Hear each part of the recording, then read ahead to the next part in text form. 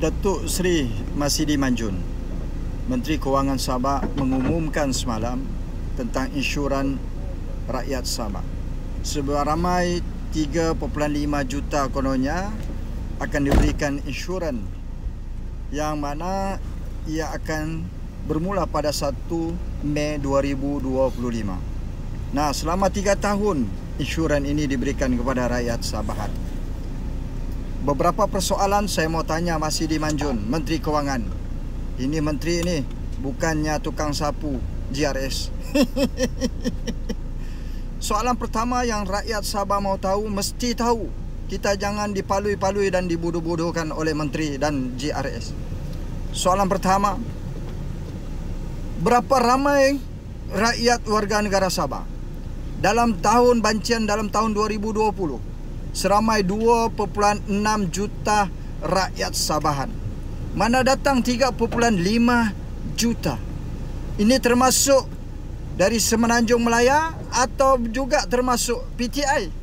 Ini si Masidi kena jawab kepada rakyat Sabah. Perbezaan yang ketara banyak, daripada 2.6 juta kepada 3.5 juta. 900,000 pertambahan. Ini jawab kerana ini membabitkan duit rakyat. Yang kedua, siapa pengendali insuran ini? Kroni siapa? Bagaimana dia nak kendalikan pengurusannya, tata kelolanya? Ini kita nak tahu. Yang ketiga, apakah di saat-saat akhir sebelum pilihan raya negeri yang ke-17 Sabah, barulah diumumkan insuran lah 300 lah, pelbagai gula-gula politik untuk memancing rakyat. Soalan ini saya tanya, apakah ini adalah untuk mengalihkan duit rakyat untuk tujuan pilihan raya, untuk tujuan merasua pengundi-pengundi? Kamu kena jawab, Masidi. Kerajaan GRS kena jawab. Kerana ini berkaitan duit rakyat, bukan duit Masidi, bukan duit Haji Ji.